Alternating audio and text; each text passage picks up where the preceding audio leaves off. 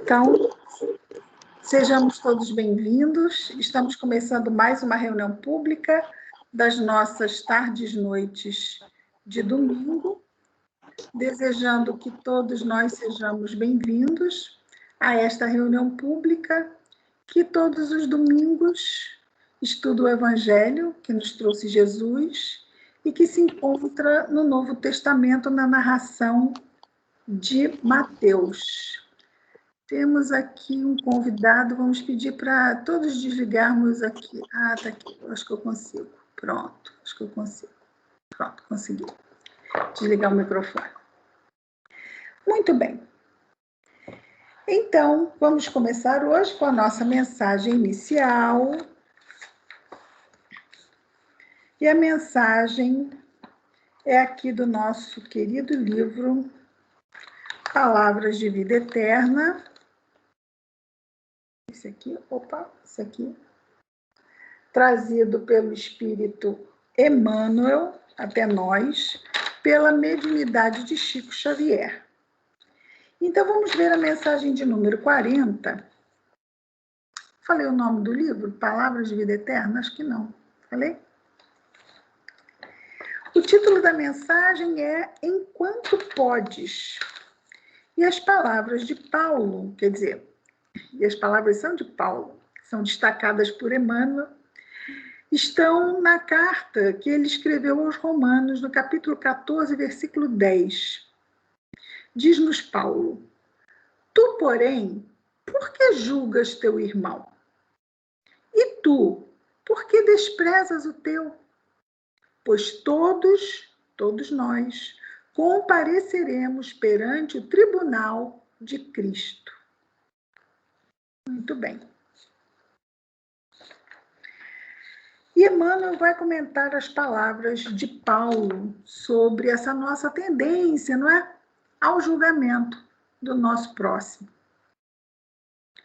Diz-nos Emmanuel: constrangido a examinar a conduta do companheiro nessa ou naquela circunstância difícil, não lhe condenes os embaraços morais. Lembra-te dos dias de cinza e pranto em que o Senhor te susteve a queda, né? Te sustentou na queda, a poucos milímetros da derrota. Não te acredites a cavaleiro de novos problemas que surgirão no caminho. Ou seja, não te acredites isento, não é? De novos problemas que surgirão no caminho. Afinal, nós estamos num mundo de provas e expiações, não é?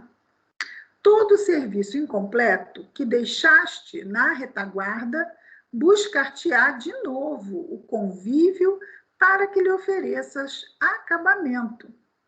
E o remate legal, o legal tem a ver com justiça aqui, não é? De todas as nossas lutas, pede o fecho, esse acabamento, esse término, do amor puro com o selo da paz divina. Ou seja, só ouvindo isso, nós temos uma ideia muito vaga, não é? Mas temos uma boa ideia do muito que ainda temos para realizar, não é? Porque se pensarmos em todas as nossas tendências, podemos dizer, nossas tendências assim não muito positivas, não é? Já estão todas resolvidas? Já estão todas terminadas? Ainda acredito que ainda temos muito para resolver sobre cada uma delas. Então, é isto, não é? Esse remate ainda está sendo construído. As pedras que arremessaste ao telhado alheio voltarão com o tempo sobre o teto em que te asilas, e os venenos que destilaste sobre a esperança dos outros tornarão, no hausto da vida, ou seja, no sopro da vida, seria o próprio fluxo da vida, ao clima de tua própria esperança, testando-te a resistência. Aprende, pois, desde hoje, a ensaiar tolerância e entendimento, para que o remédio por ti mesmo encomendado às mãos do agora não te amargue a existência, destruindo-te o coração. Mas onde é que nós encomendamos às mãos do agora este remédio que nos leva a aprender sobre tolerância e entendimento? Nós encomendamos no nosso planejamento reencarnatório, não é? Onde são elaboradas as nossas provas. E continua Emmanuel dizendo: toda semente produz no solo do tempo, e as almas imaculadas não povoam ainda a terra. Distribui, portanto, a paciência e a bondade com todos aqueles que se enganaram sob a neblina do erro, para que te não faltem a paciência e a bondade do irmão a que te arrimarás no dia em que a sombra te ameace no campo das horas. Auxilia enquanto podes, ampara quanto possas, socorre quanto possível, alivia quanto puderes, procura o bem, seja onde for.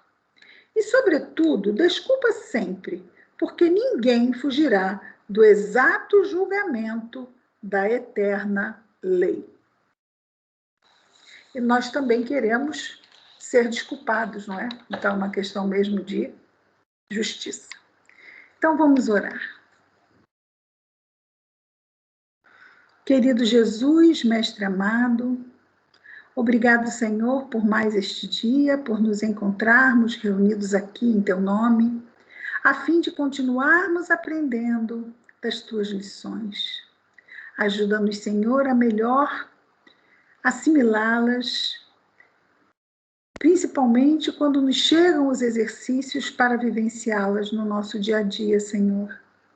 Ajuda-nos a estarmos atentos e a nos lembrarmos da prece, Senhor Jesus. Abençoa-nos, abençoa os nossos afetos, famílias, o nosso anjo guardião. Abençoa, Senhor, todos os nossos irmãos de humanidade, em especial os nossos irmãos em sofrimento, Senhor, estejam encarnados ou desencarnados. E que essas tuas bênçãos estejam em nós e entre nós, hoje e sempre, graças a Deus.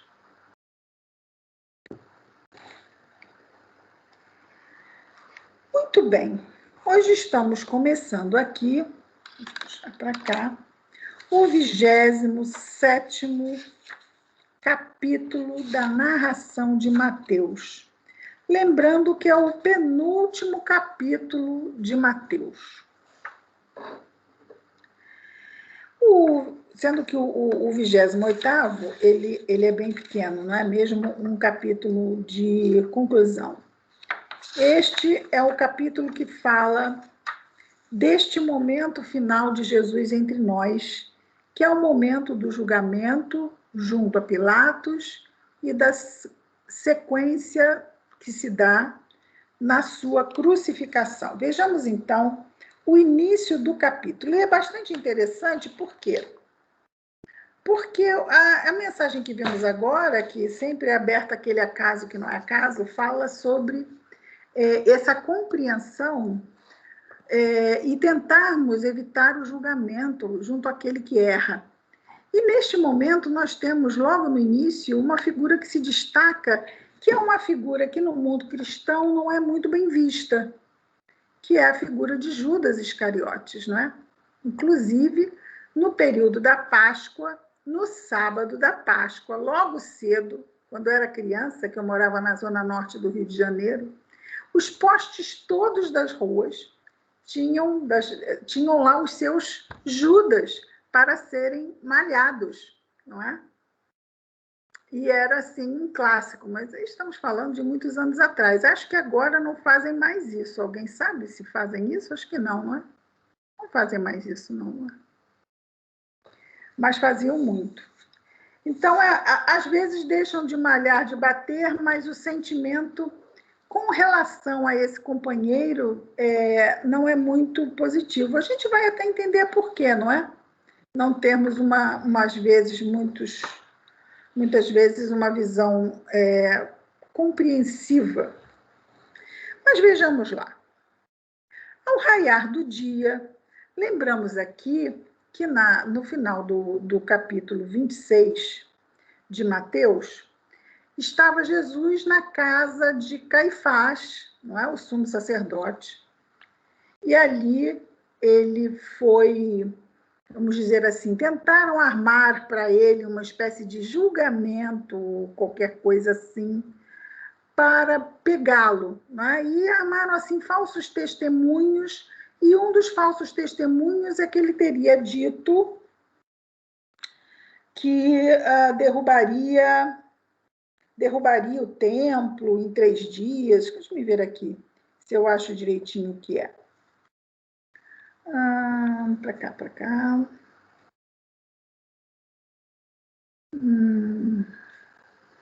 Nós vamos ver eles falando aqui.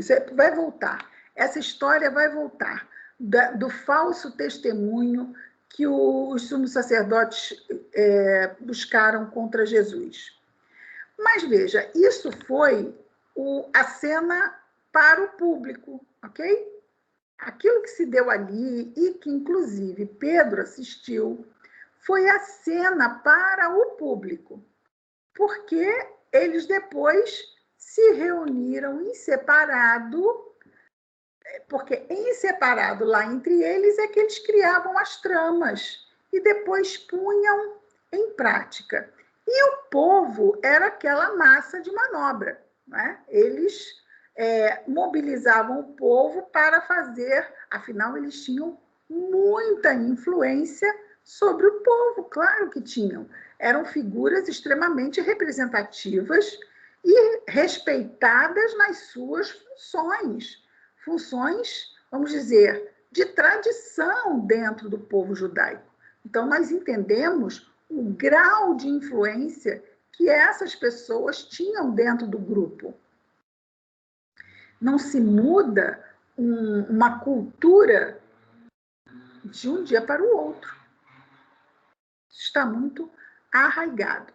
E também não vamos pedir dessas pessoas uma mente, como diríamos assim, uma mente afiada, não é? Uma mente criteriosa ou uma mente com grande discernimento. Não é? Eram pessoas muito simples na forma, inclusive, de pensar. Estamos falando de pessoas de há 2000 anos atrás. Então, voltemos aqui ao versículo 1. Ao raiar do dia, todos os sumos sacerdotes e anciãos do povo elaboraram um plano contra Jesus de como matá-lo, certo? Então, eles tinham Jesus preso. Mas eles queriam Jesus preso? Não, eles não queriam Jesus preso, eles queriam Jesus morto. Mas eles tinham, então, que criar um plano para isso acontecer, porque eles não tinham autonomia para matar Jesus, certo? Então, vejamos, depois de o amarrarem, o conduziram e entregaram a Pilatos, o governador. Por quê? Porque ele seria o único capaz de dar a ordem para a sua morte. Seria Pilatos. Agora, vejamos. Eles eram políticos? Esses homens do tempo eram políticos. Pilatos era político? Sim, ele era político, era governador, também era político. Então, todos se conhecem muito bem, não se conhecem? O tipo de, não que todos façam, mas o tipo de coisa que é capaz de ser feita nesse meio. Então, Pilatos sabia que Jesus era uma persona não grata para aquele grupo, simplesmente porque ia contra os interesses deles, em que Jesus poderia ameaçá-los. Pilatos não via por quê, até porque eles eram dominados pelo Império Romano. Ou seja, se eles estavam com medo de serem dominados, já eram dominados. Estavam sob o domínio romano. Mas eles tinham lá o seu foco de micropoder, que eles achavam que era muito significante, que não queriam perder. Todo mundo que tem e se apega ao poder, não interessa em que, não quer perder. Às vezes nós vemos isso numa sessão no departamento de uma empresa, não é isso? Pessoas que em qualquer setor da vida, quando sentem que têm poder sobre uma situação, não querem abrir mão disso e, às vezes, tomam atitudes muito pouco recomendadas moralmente para manter esse poder. Então, quando eles procuraram Pilatos, Pilatos sabia que simplesmente aquele homem estava indo contra os interesses deles. Isso vai ser, nós vamos guardar, porque isso vai ser interessante para vermos, desculpa, mais à frente. Então, eles planejaram, decidiram, bom, tem que ir para Pilatos, tem que morrer, tem que ir para Pilatos. Mas eles tinham que criar uma história que convencesse Pilatos a levar ao julgamento passível da condenação de morte. Tinha que ser algo, e nós sabemos que não foi só isso, né? Pilatos foi chantageado, né? Pilatos foi pressionado, porque nota-se claramente que ele não era a favor do que estava acontecendo, mas ele cedeu. Por que ele cedeu se ele era o governador? Não é interessante? Ele estava ali como que constrangido, mas ele vai se vingar. Vai ter um traço de vingança de Pilatos depois contra esses homens, né? A gente vai ver. Morte de Judas. Então, Judas, que o entregava, vendo que Jesus fora condenado, ou seja, Jesus não chamou os anjos, que ele disse que poderia chamar, não é? Na hora que ele foi preso, ele disse isso, né? Que ele poderia chamar ao Pai, e o Pai mandaria uma legião de anjos e tudo mais. E não aconteceu nada disso. E ele lá foi entregue a Pilatos. Nessa hora, aquela música que diz meu mundo caiu, não é? Judas deve ter caído em si, que aquele plano louco dele era realmente louco. Ele tinha feito plano sozinho, a revelia dos interesses do mestre, e deve ter ficado bastante desesperado. Até porque depois ele teve um ato extremamente desesperado, de uma pessoa extremamente desesperada. Ele arrependeu-se, devolveu as 30 moedas de prata aos sumos sacerdotes e anciãos, dizendo: pequei, entregando sangue inocente. Eles, porém, disseram: que nos importa, isso é contigo, porque ele fez uso do seu livre arbítrio. Ninguém obrigou ele a fazer isso. Ninguém encostou uma espada nas suas costas e obrigou ele a nada. Ele fez porque ele quis. Ah, foi uma obsessão, foi induzido. Sim, mas ele cedeu à indução. Fez porque quis, não era um insano. Fez porque quis. Isto é contigo. E muitas vezes os obsessores fazem exatamente isso. Levam as pessoas a tomarem decisões terríveis e saem, tipo, fez porque quis. Não tem uma... Eles podem induzir, mas eles não obrigam. Por isso é muito importante nós termos muita calma nas nossas ações e nas nossas decisões, porque elas podem estar muitas vezes contaminadas, num estado de ânimo alterado num determinado momento, não estarmos bem para pensar, para refletir sobre determinada situação, porque estamos com raiva, estamos ressentidos, estamos isso ou aquilo. Então, qual é a melhor atitude? Esperar, não é? Esperar, não decidir nada. Na dúvida, não decidir. Esperar. Esperar que os ânimos se aquietem, que a poeira baixe, para podermos ver melhor o nosso campo de opções, pensarmos com mais calma.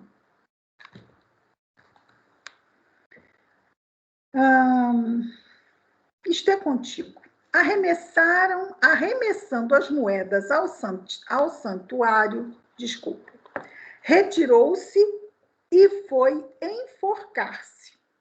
Ou seja, ele não levou as moedas com ele. Levou? Não.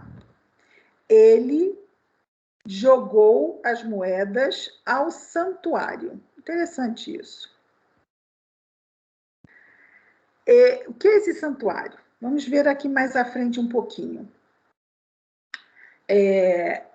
Depois voltamos à parte do foi enforcar-se, porque Mateus coloca de uma forma tão... E foi deitar. E foi tomar um café. Né? E foi ali e já volta.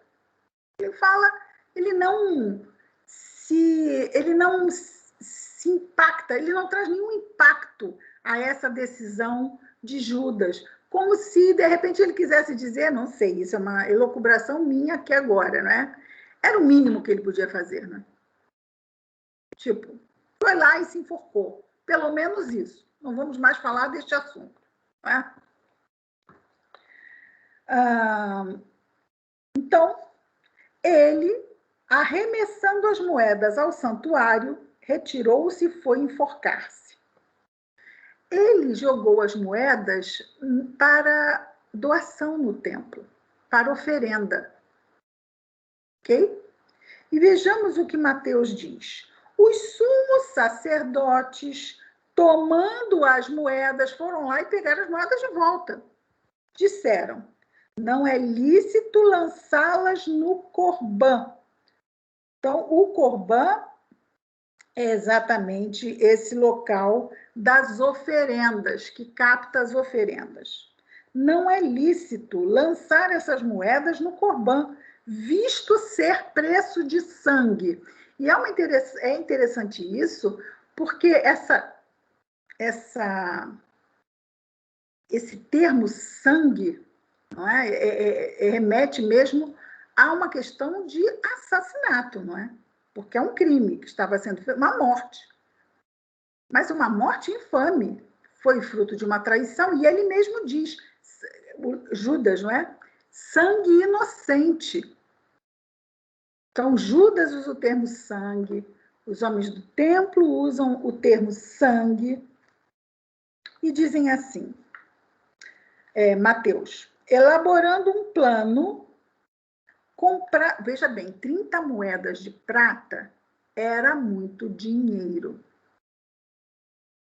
Não dá para fazer um buraco e enterrar as 30 moedas, até porque é dinheiro. Então, eles pensaram, temos que fazer alguma coisa com essas moedas. Para oferenda não dá, porque é um dinheiro que está amaldiçoado, se é que a gente pode dizer assim. Então, elaborando um plano, compraram com elas o campo do oleiro para cemitério dos estrangeiros. Veja bem, não ia ser cemitério de judeus. Entendem? Por quê? Porque era um dinheiro amaldiçoado, não vou botar judeu lá. Mas estrangeiro está valendo. Então, vamos comprar um campo para enterrar estrangeiro e está tudo bem. Para cemitério dos estrangeiros. Por isso, aquele campo foi chamado de campo de sangue, de novo, não é? Campo de sangue. Aquele cemitério, aquele local onde foi instalado o cemitério. Campo de sangue até hoje. Quer dizer, até hoje. Até hoje, quando foi escrito ali por Mateus, né? Até hoje, século XXI, claro.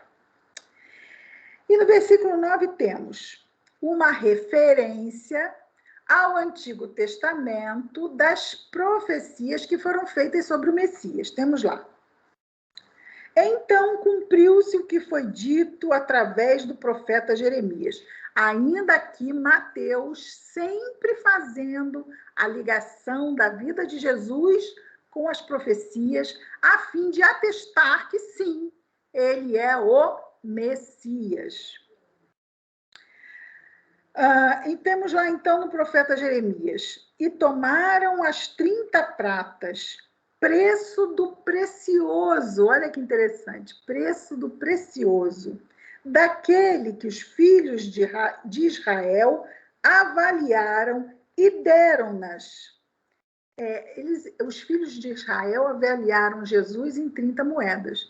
Os homens do templo avaliaram, eu te dou 30 moedas. E ele aceitou, certo? Então, o Messias foi avaliado por 30 moedas. E tomaram as 30 pratas, 30 moedas de prata, preço do precioso, precioso é Jesus, daquele que os filhos de Israel avaliaram e deram-nas, essas moedas, pelo campo do oleiro, conforme ordenou-me o Senhor. Muito interessante, não é? Se depois vocês procurarem no Google com essas palavras-chave, vem as referências já onde está no Antigo Testamento essas passagens, ok?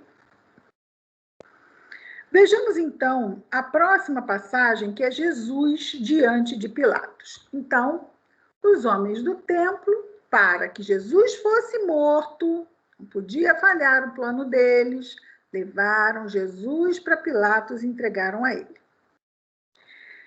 Jesus foi colocado diante do governador, e o governador o interrogou dizendo: Tu és o rei dos judeus? Por que ele fez essa pergunta? Por que ele fez exatamente essa pergunta? Lembramos que, quando ele foi interrogado pelos homens do templo, não foi feita essa pergunta a ele. Foi? Não. Lá foi com relação a ele se dizer filho de Deus, não é? Lá foi com relação a outra situação. Mas aqui, a denúncia foi diferente.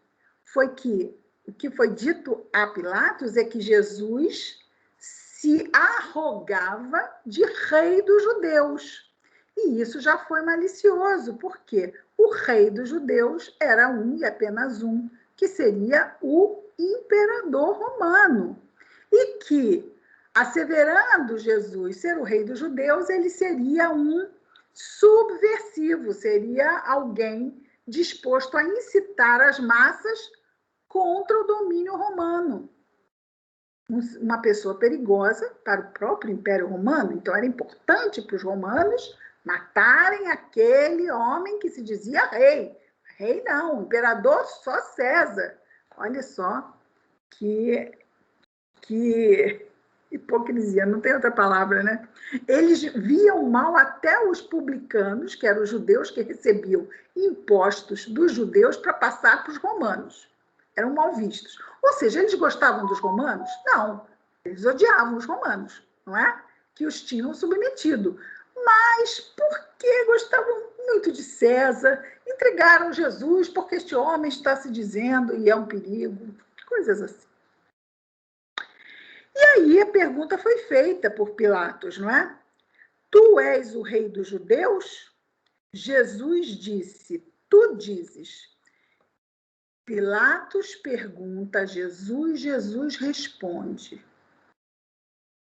Mas o que vai acontecer depois é que nós vamos ver que Jesus passa a responder apenas a Pilatos. Não se dirige mais aos homens do templo.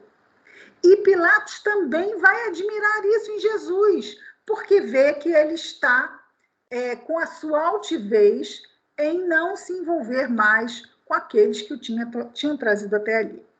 Bom, Jesus responde a Pilatos, tu és o rei dos judeus? E Jesus responde, tu dizes. Ao ser acusado pelos sumos sacerdotes e anciãos, nada respondeu. Ou seja, ali mesmo não estava só Pilatos e Jesus. Estavam os sumos sacerdotes também, e os anciãos também fazendo acusação, dizendo a Pilatos tudo o que pesava contra Jesus, para que Pilatos, então, pudesse dar a sentença de morte a Jesus. Então, Jesus não respondeu nada. Disse-lhe, então, Pilatos, não ouves quantas coisas testemunham contra ti? E não lhe respondeu uma palavra. Por quê? Porque tinha a ver com os homens do templo, e ele não ia mais tocar sobre isso. Porque o que Jesus sabia, o que eles queriam, eles tinham conseguido, não é? Levá-lo até ali. Não respondeu nenhuma palavra, a ponto de o governador maravilhar-se imensamente. Por ocasião, então vejamos, deixa aqui a entender Mateus, é tal coisa, né? Como é que podia Mateus saber que Pilatos se maravilhou imensamente? Talvez o olhar, não é, de respeito junto a Jesus, talvez tivesse interpretado Mateus que pudesse ser isso. Por ocasião da festa, qual festa? Nós estamos em alguma festa? Da festa da Páscoa. Sim, eles estão na festa da Páscoa, lembra? Jesus esteve na última ceia, que era ali a ceia de Páscoa. E por causa dessa festa da Páscoa, que é uma festa dos judeus, por ocasião da festa, era costume o governador soltar um preso que a turba quisesse. Então, tinha um preso notório, chamado Barrabás. Aqui está entre parênteses Jesus, eu não sei se também era o nome dele, mas nós o conhecemos bem como Barrabás. E quando se diz um preso notório, é um criminoso conhecido. Notório, já era conhecido. Não era um desconhecido que foi preso. Não, ele era um preso notório, chamado Barrabás. Portanto, enquanto estavam reunidos, disse-lhes Pilatos: quem quereis? Disse para quem? Para as turbas que estavam ali, assistindo tudo. Quem quereis que eu vos solte? Barrabás ou Jesus, chamado Cristo? Pois sabia que por inveja o entregaram. Ou seja, Pilatos não queria fazer o jogo dos homens do templo, porque sabia que era simplesmente uma questão de interesse pessoal. Aqui ele fala do termo de inveja, por causa da inveja. Bom, Jesus não tinha nada de importante para ser invejado, tinha. Em termos de coisas do mundo, ele não tinha. O que ele tinha para ser invejado? Ele tinha, talvez, o poder, né? Ele tinha poder. E tinha poder diante do povo também. Então, ele tinha que ser rapidamente silenciado, não é? Mas ele usa o termo inveja. Enquanto estava sentado no estrado, que é uma posição ali do juiz, né? um lugar de destaque naquele palanque, sua mulher lhe mandou dizer, olha que interessante, a mulher de Pilatos, no meio daquela situação toda, manda dizer ao marido: não te envolvas com este justo, pois muitas coisas sofri hoje em sonho por causa dele.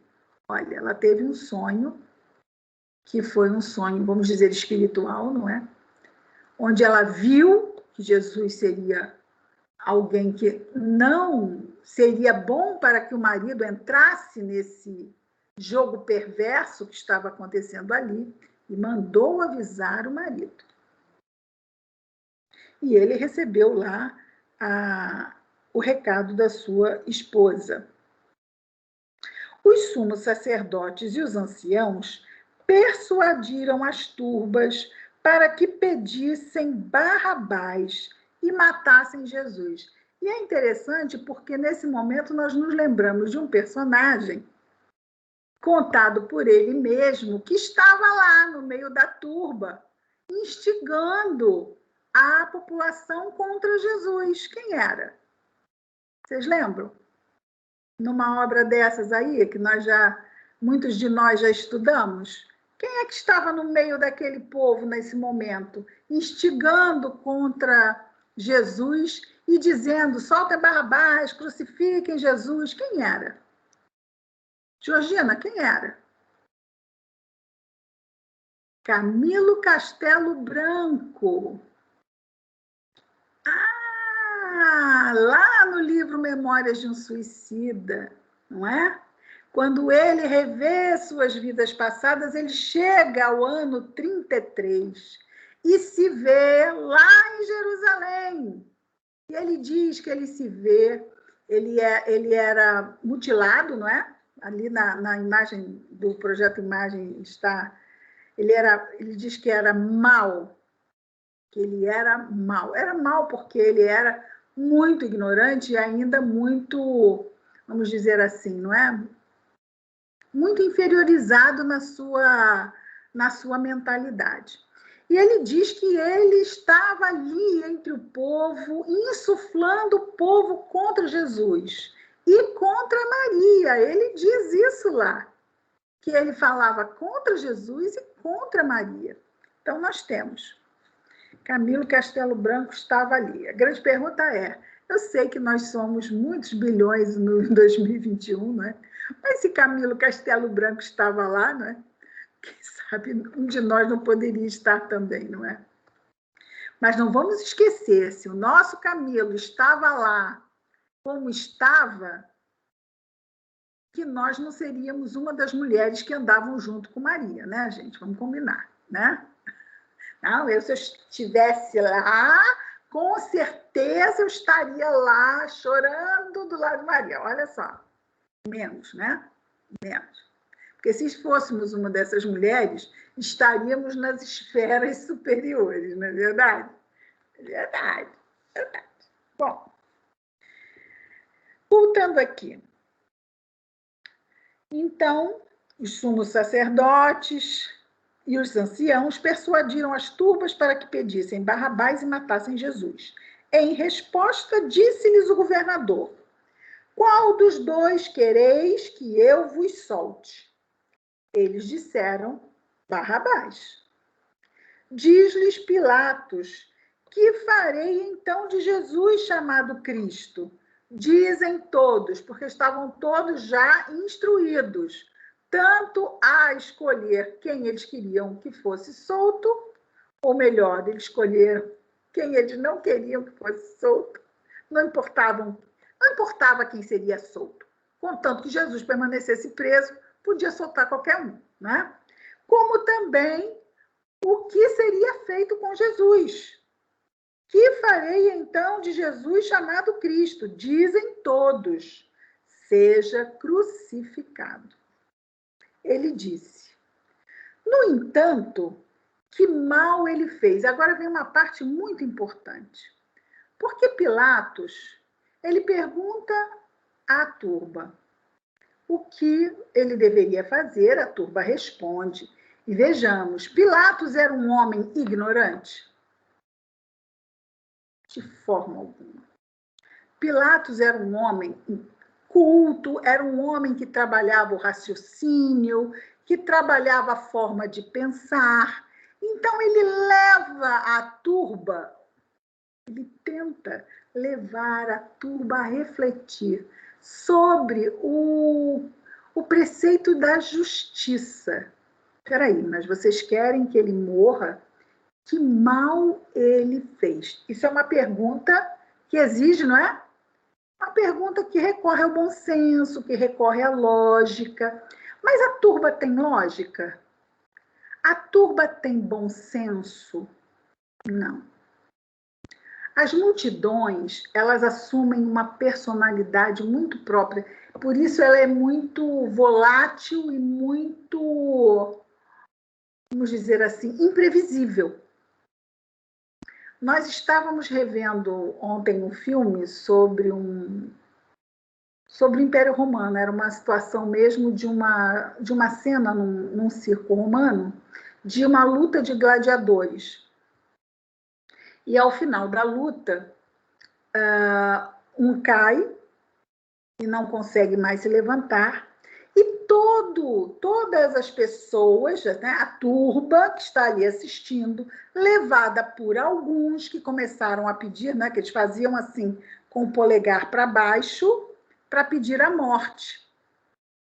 E todos começaram a pedir a morte, a pedir a morte. todos.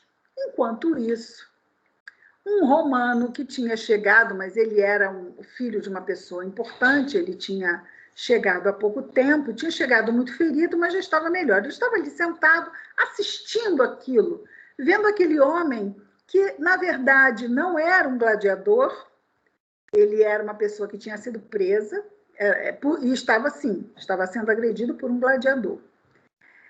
Mas era um vencido, né? Por todos os meios era um vencido. Alguém que estava ali praticamente para morrer.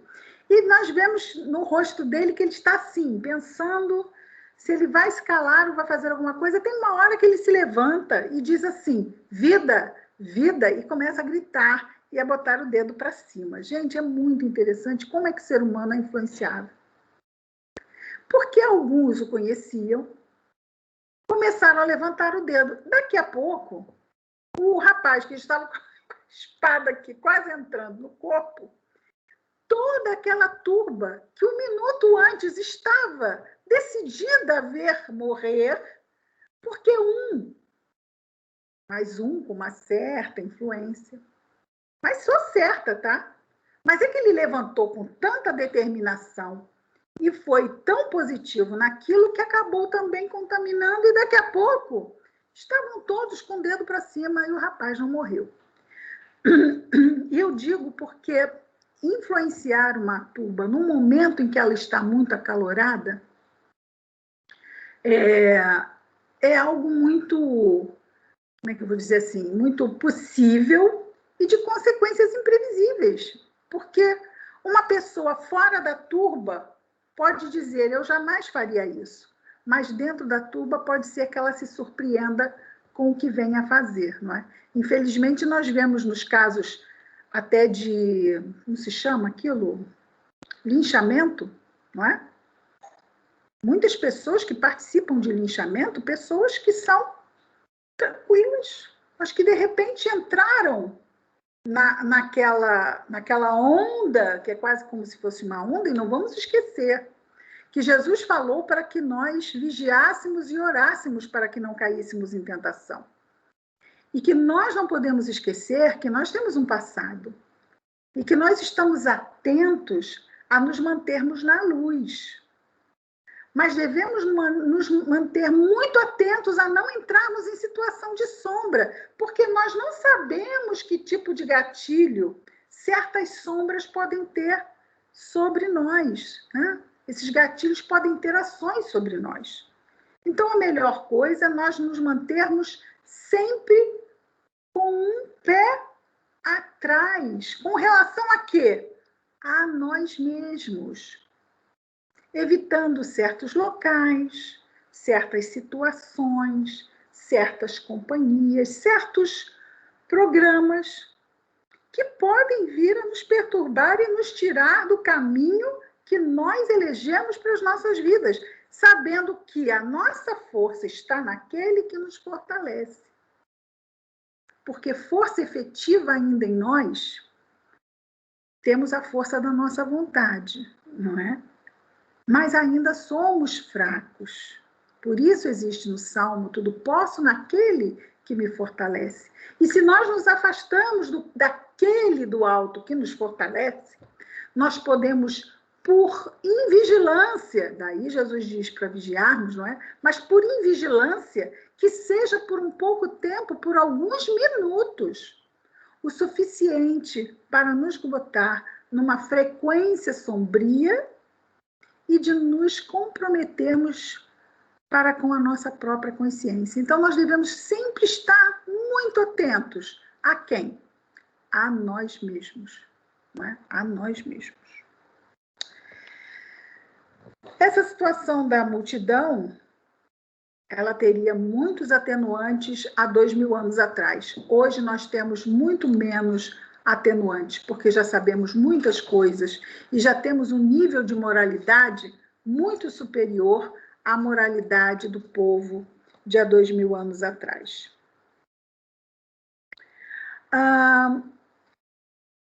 Pilatos, ao ver que nada ajudaria, antes pelo contrário, gerava tumulto, Quer dizer, ele tentava, e tudo que ele tentava acabava criando mais tumulto. Por quê? Porque a turba estava muito incendiada pelas ideias que tinham sido plantadas ali pelos homens do templo. Então, Pilatos, vendo que nada ajudaria, antes, pelo contrário, gerava tumulto, pegando água, lavou as mãos diante da turba, dizendo: sou inocente desse sangue. Mas é fácil assim, gente? É fácil assim? Você ter consciência de que vai errar, aí você erra e diz assim: olha, eu vou errar, mas é porque você está pedindo para eu errar. Eu lavo as minhas mãos. Né? Então, vamos imaginar que eu esteja ali com um ente querido em muita dor e que ele peça para simplesmente eu desligue os aparelhos. Eutanásia, não é? Eu não quero. Eu sou contra.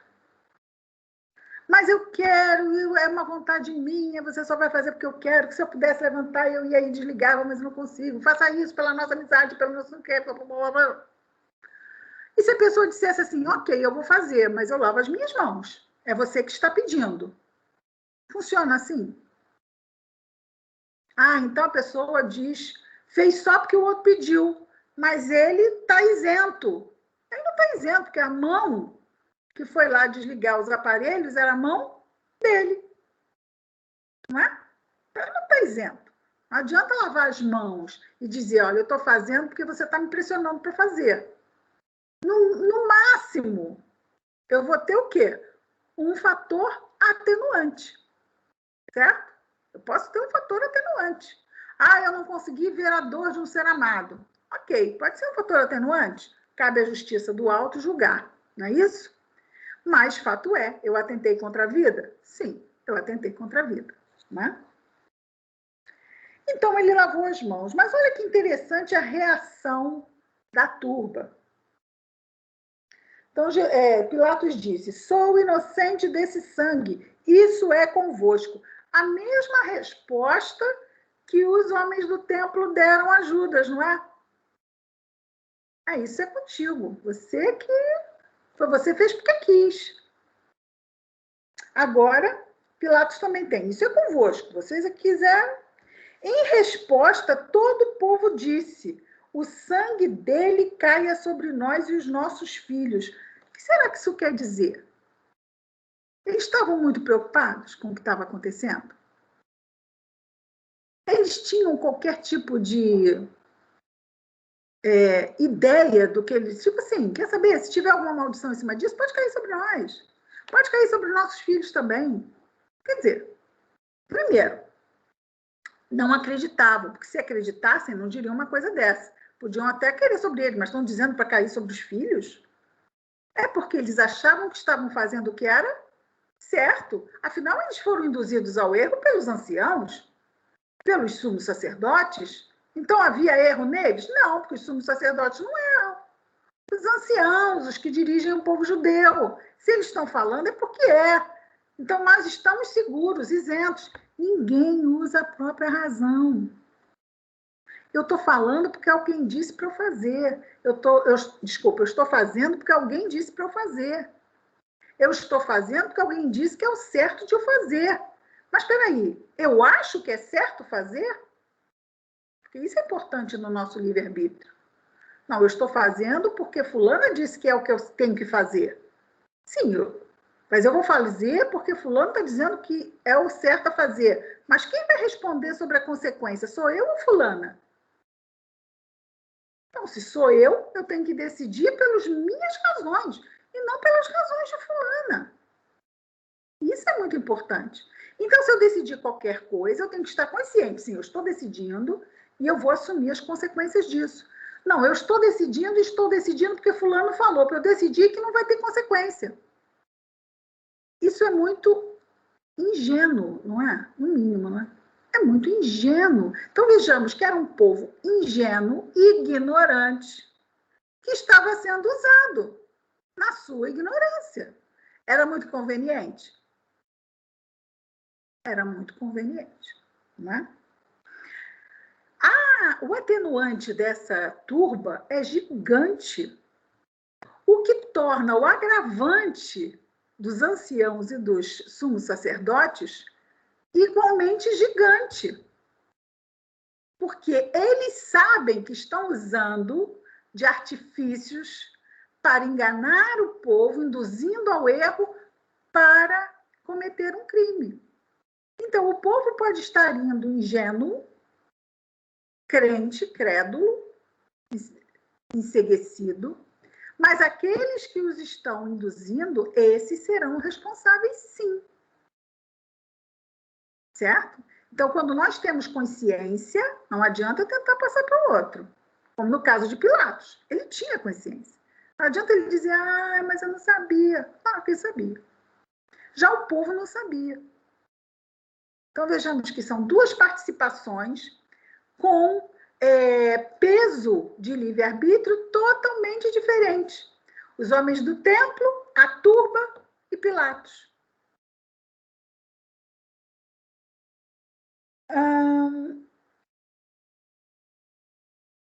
Então, soltou-lhes Barrabás. Tipo assim, tá decidido, é isso, é Barrabás, ok, soltou Barrabás. Depois de açoitar Jesus, entregou-o para ser crucificado. Poderíamos pensar, por que Pilatos açoitou Jesus se ele mesmo havia considerado Jesus um homem inocente? Não é para que submetê-lo a isso? Mas na medida em que ele aceita, vejamos, não é só lavar as mãos, não é? Ele aceitou Jesus, sabendo que Jesus é inocente, mas ele tinha que justificar a sentença, não é? Ele não podia ser incoerente. Se ele condena Jesus à morte ele vai aceitar a denúncia de que ele se diz rei, então ele vai ser tratado como tal. Ele não é mais tratado como um inocente. Então, Pilatos passa a tratá-lo como um condenado pelo crime que ele mesmo, não interessa se induzido pelo povo ou não, é assim que são tratados os criminosos de morte infame, não é? Essa morte de cruz. Vejamos aqui, que agora nós vamos entrar numa outra passagem, que é o martírio e a crucificação. Então, os soldados do governador, estamos lá, não é? Barrabás foi solto, Jesus foi açoitado, ok. Os soldados do governador levando Jesus consigo ao pretório, então aqui, o pretório é uma tenda do general, o general romano era chamado de pretor, então é onde ficava o general da tropa. Mais tarde passou a ser aplicado ao Conselho de Oficiais Militares, até se tornar o nome da residência oficial do governador romano, uma vez que lá, além de residir, o governador era o local ocupado pela guarnição do exército romano, ok? Então, Jesus foi levado ao pretório. Reuniram-se em torno dele toda a coorte.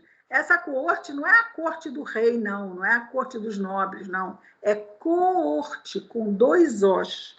Essa coorte é um destacamento militar romano de aproximadamente 600 soldados. Então, reuniram-se em torno dele toda a coorte, gente. 600 soldados em torno de Jesus, é isso mesmo? É muita gente, hein? Após o despirem, porque aí fica assim, né? O que nós vamos fazer essa noite? Vamos troçar com o preso, que vai ser morto. Por que não? Vamos nos divertir às custas do prisioneiro. Isso é infame, mas é incomum. 21 séculos depois, isso ainda existe? Existem pessoas que ficam troçando de presos e se divertindo com eles? É muito infame isso, mas é a verdade ainda, infelizmente. Quer dizer, esses guardas há 2000 anos atrás têm mais atenuantes do que hoje, não é? Nós estamos com 2000 anos de evangelho, gente. Então, os soldados do governador se reuniram, despiram Jesus. E aí, vejam bem qual foi a troça. A troça foi que ele se dizia rei. Ele se dizia rei e eles pensaram logo em César. Então decidiram vestir Jesus como César. Arranjaram para ele um manto escarlate.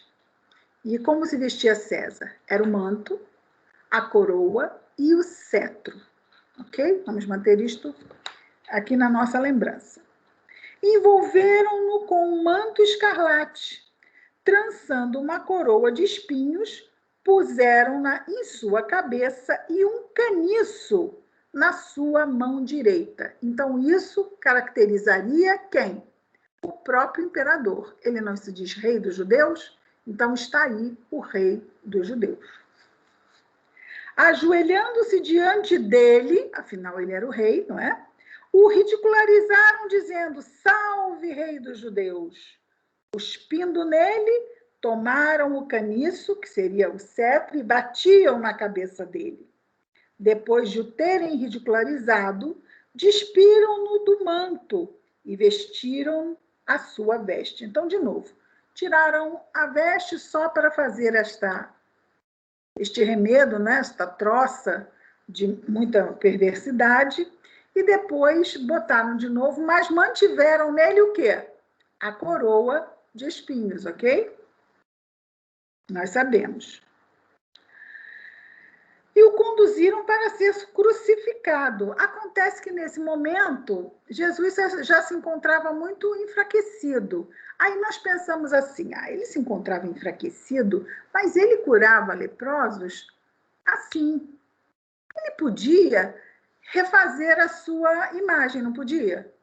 Estava lá com a carne cortada. Ele não podia chegar e ficar 100% bom instantaneamente? Podia ou não podia? Podia. Ele podia. Mas isso convinha? Isso convinha. Ele tinha que morrer martirizado. Então, esse martírio foi o que nos alimentou e alimenta ainda muitos corações até hoje. Jesus sofreu o que sofreu por nós. Isso é algo que nos toca. Aqui, toda essa situação, nós pensamos assim, nossa, Jesus entende da psicologia de um espírito inferior. Ele sabe exatamente os pontos que são nevrálgicos. E ele foi cirúrgico. E nós seremos cirúrgicos também. Vamos parar agora e continuar na semana que vem, né, Roberta? Tem que ser assim, né? Então, eles o conduziram para ser crucificado. Saíram do pretório, e aí nós vamos ver isto na semana que vem. Fomos até o versículo 31. Fomos do versículo 1 ao versículo 31 do capítulo 27 de Mateus. Tudo bem? Semana que vem já estamos em outubro. Aniversário de Allan Kardec. Vai ter bolinho semana que vem. Cleia traz o bolinho, tá, Cleia? Para a gente cantar parabéns para Kardec. Dia 3/10/21. É isso. Vamos então fazer a nossa prece final.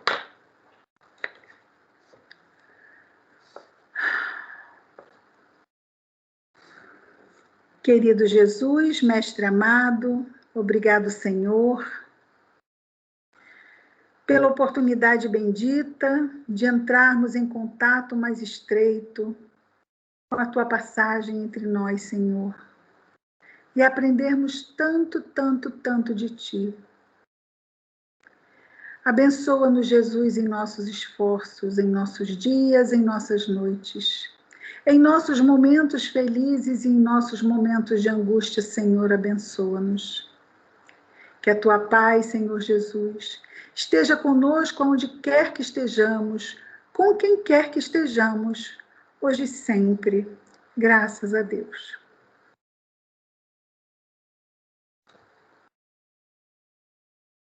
Vamos desligar a gravação.